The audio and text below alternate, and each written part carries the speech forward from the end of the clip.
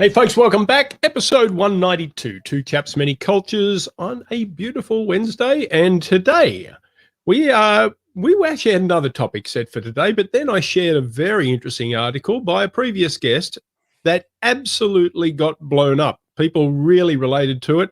So what better way to kind of shift into the topic of defending your host culture? You're in the country that is not of your birth. You obviously have other people that have opinions on that country that may not be in the country. And how much do you come to that country's defense? We're going to talk about that because I think we've had some experience in that. Stick around.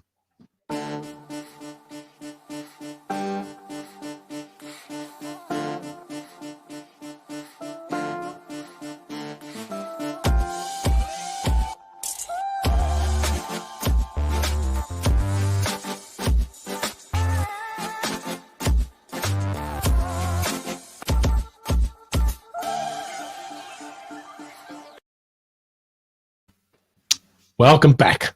Another day, another dollar, as they say. Another dollar. All right.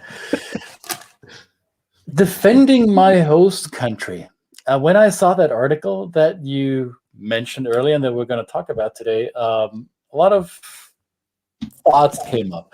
So that's actually a great topic, and I want to congratulate our, well, not only former guest on this program, but also a former a fellow serial expat, or somebody who's been living outside of his native culture for a long, long time, Mr. Jerry Jones.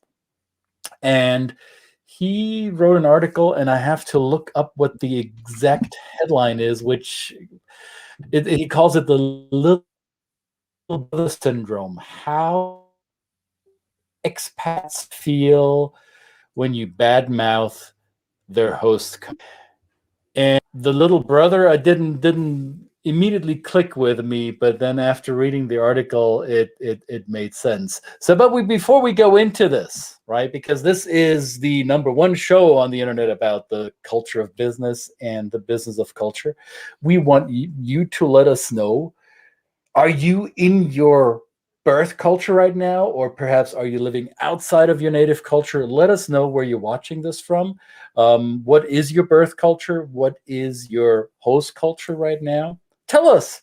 Let us know. Let everybody else who's watching this know where in the world you are and where you're watching this. And maybe you have been exposed to this train of thought yourself as well. So do you have a big brother or a little brother, Brett? Yeah, I've got a little brother. Absolutely.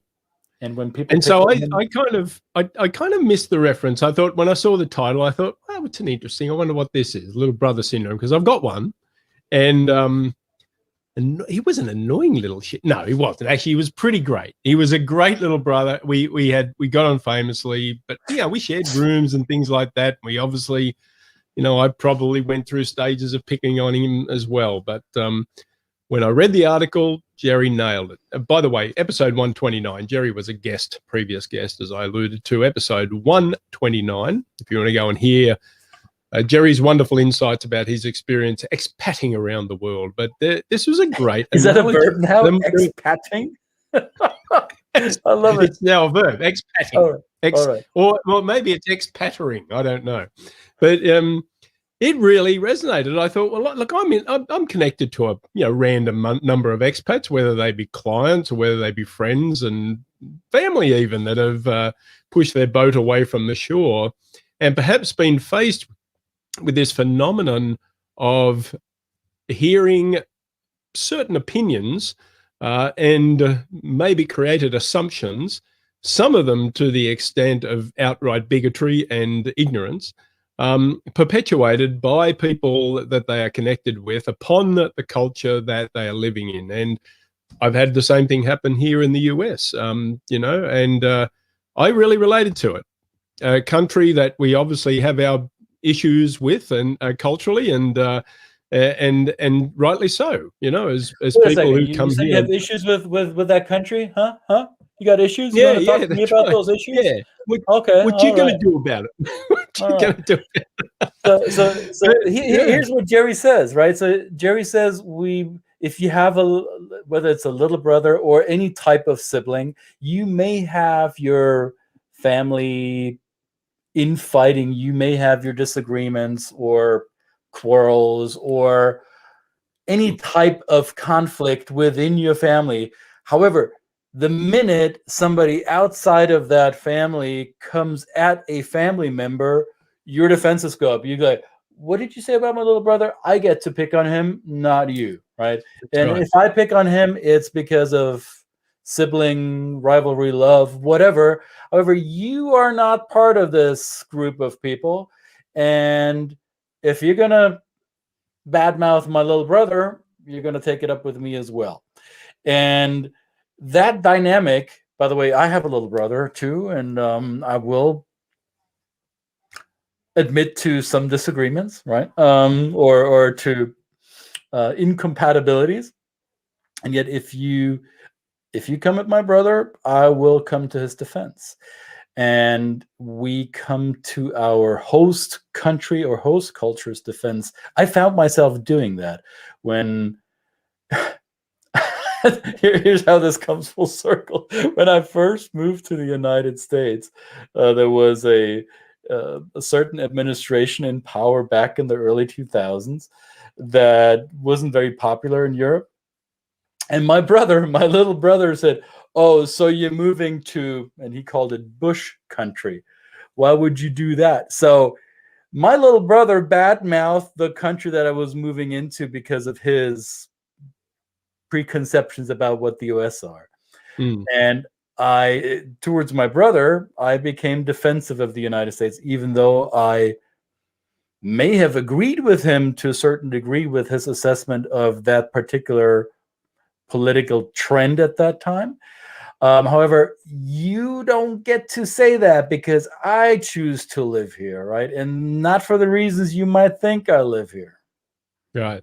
And I think another part of Jerry's wonderful insights, and you got to read it. We're going to put a link in the chat here. Everybody's got to read it. I think even if you're not an expat, I think in this globally connected world, there's probably a good chance that we know somebody who's pushed their boat off the shore and is now living overseas. So it might just give pause to people, even if you haven't been an expat, even if you just know one, before you kind of bring your opinions and stereotypes of the country. But Jerry made a really insightful point, and this is why we really enjoyed having him on as a guest, in his humility, saying that basically this is my experience, and what this has taught me as I've traveled the world is that it's made me very curious and humble in terms of what I don't know. And every day is a learning. Every experience is an opportunity to broaden your horizons. And we've just chosen to do that as people who have kind of lived outside of the country. It's not to say that you can't do it inside your country, but at least if you are going to espouse and project your opinions about a particular culture on somebody who has lived it and breathed it for a period of time, where they not only probably may have a certain level of agreement with you about some of those stereotypes and some of those inequities that do exist in a country, but they may also understand and have experienced the wonderful things and the gifts that it offers. And I can say that about the US too. There are days I wake up in this country where I go, why am I here? But many others where I just say, look at the gifts that I've been given by the chance to live away from my country and the learnings and the insights that it's given me. Right. And I think it's quite timely and appropriate for Jerry to publish this article in this day and age. We're in the second quarter of 2021, a time where, especially in the United States, there has been an increased awareness around xenophobia towards Asian Americans or Asian immigrants to North America. Jerry Jones, the author of the article that we're referencing, and by the way, let's bring up that link here. That's the link, right, Brett? Yep. Yeah. I can paste it in the chat as well. He spent a long time in China, and he I have an inclination, even though Jerry's not here today with us, I have a suspicion that he's been annoyed by people talking bad about China and venting their unqualified stereotypes of what life in China or in Greater Asia would be like. And while this may come, Jerry's article may come from that very perspective. I think it is true for any type of expatriate scenario. You live in another culture, you live in a host culture that welcomes you to a certain degree, a host culture in which you find your way, in a culture that will pose riddles for you that you will probably never resolve. There will be things that you dislike about it, and you'll continuously wonder, how come it is that way, and why do I feel so weird about this? And yet, once you've been an expatriate somewhere that is a culture that's so different from your own, you'll become its greatest advocate, or at least you'll jump to their defense when somebody else with less experience of that culture is making erroneous claims or is trying to get your approval of their misconceptions. It's nothing's worse than that buddyism, that chumminess of, hey, you know what I'm talking about. You've been there, yeah. I mean, you could commiserate, or you could corroborate my stupid stereotype. And I'm with Jerry on that. Nope, not on my watch. So Right. don't count me in your camp. Ain't gonna happen. Yeah, that happens many times. They just want people who they think are allies, right? It happens. It happens as a white person being around other white people that have very damaging stereotypes about other races and heritages, and because for some reason that you look like them, and that they think you're going to be an ally, and so under their covered voices and their lowered tones, they want some allyship, and quite frankly, they're surprised, if not offended, when you push back at them. And so, yeah, I guess you've got to have, and I know Jerry would agree. Well, I think Jerry would agree, not assuming, but you have to be careful with these conversations, of course, too, right? These are people that, by sheer ignorance and misunderstandings, may have these stereotypes. So it's an opportunity for us to bring them to the font of learning.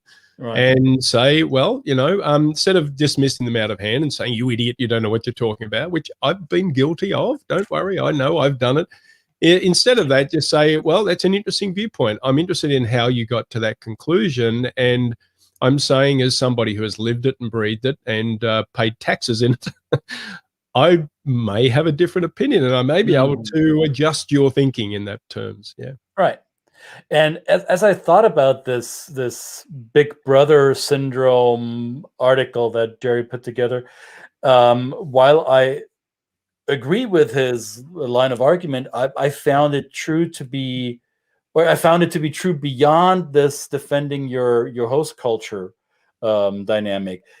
I think once you've become more culturally sensitive and more if your acuity to picking up different cultural clues and cues, and becoming more fluent in adjusting your style, so to say, in a foreign culture, will not only make you an advocate or a defense attorney for that culture if it's being attacked by people with less experience.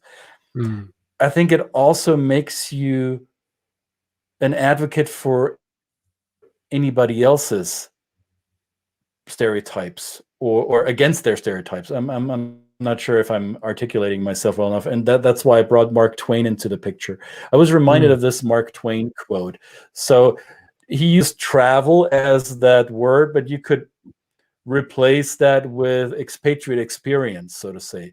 And it is fatal to prejudice, bigotry, and narrow-mindedness. And many of our people need it sorely on these accounts, right? So travel as the antidote to bigotry, prejudice, narrow-mindedness. Expatriate experience as the extension of travel, as the in-depth, immersive version of travel is something that will make you, will not necessarily inoculate against prejudice and stereotypes. However, it will make you, it will fine-tune your antennas to it, and you will jump to the defenses of those who are wrongfully accused by other people's biases and stereotypes. At least that's been my experience. I don't know how you feel about this. Well, I have a little issue with that quote. Okay, go ahead. It's a great quote, and I think in large part it is, because we work with people from all around the world, and many of them have traveled, and you see an evolution, especially if you have the advantage or the opportunity to work with a family or an individual that starts out in a certain mindset, and we work with them and they go off to do their expat assignment, and they come and you get the chance to keep in touch with them and maybe work with them on their way home. There is an evolution of thought. There's an expansive perception of, oh, now I get it, right?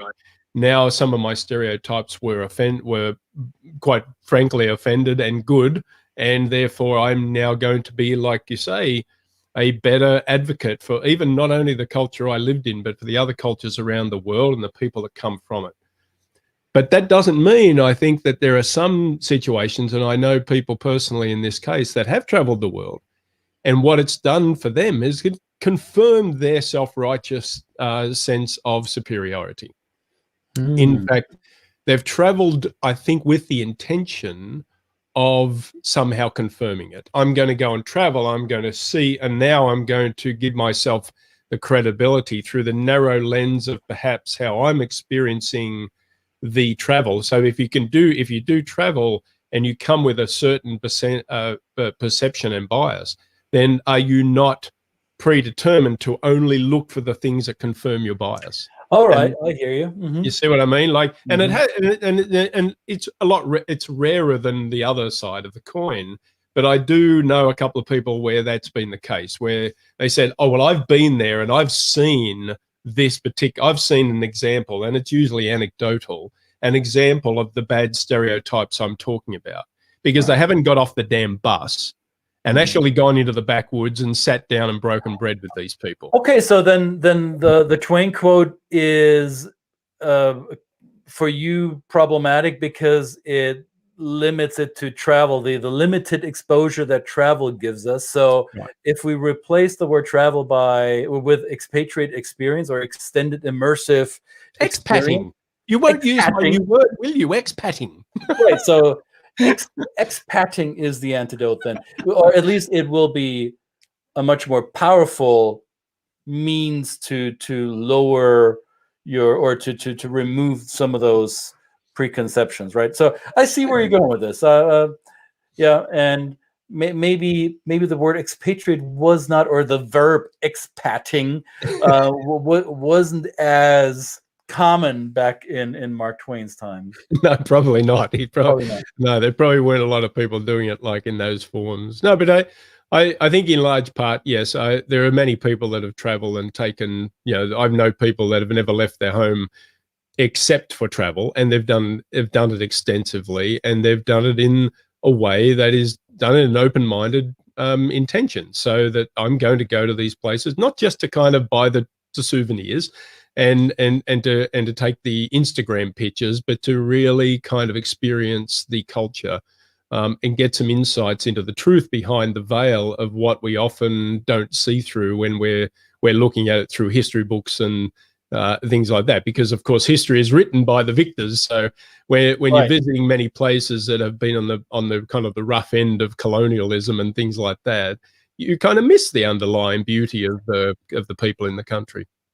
All right, then this brings us even further away from Jerry's article, and into a book that I received yesterday. You can see it behind me on the bookshelf. Yes, I've got to get me one of those. That looked like an interesting book. Yeah. Anthony Bourdain, I call him the patron saint of interculturalists. Where's your candle, by the way? Huh? Where's your candle? Okay. I have a candle, but that is for something else. Okay. Oh, okay. Now that you brought this up, you started it. You started it. Hang on. The candle is for that's Prince. I'm sorry, it's Prince. Who died 5 years ago. Yeah. Okay. All right. So that's Prince. Weaving that in, the purple one. Yeah. I thought I saw an Anthony Bourdain one, but I think that's And maybe there is one. Hey, dear audience, if you're thinking about a gift, a thoughtful gift to me, any Anthony Bourdain paraphernalia and devotionalia, I'm your recipient for that, right? Nice, so I nice. would not Like, reject that at all. However, bring it back to Tony, who in one of his episodes said, when you're abroad, when you're traveling, don't eat and drink in the hotel. Eat and drink, or find out where the people who work in the hotel go yeah, to do their eating and drinking, and then go there. yeah. So my plea to all of you will be, if once you're back to the traveling mode, once you feel safe to travel again, whether you're vaccinated or whether we're finding other ways to be safe in our travels, and I see it slowly ramping up again, go to those uncharted territories. Don't go where your photos or your whatever travel guide you're using is sending you. Don't go to where the souvenirs are. Go off the track, go off the beaten path, and explore for yourself, and have an opinion based on immersion, not on hearsay. Yeah, absolutely. Great topic. I've got to thank Jerry again, and maybe we should have him back to talk about some more topics, because it was a what we call a bottler of a piece.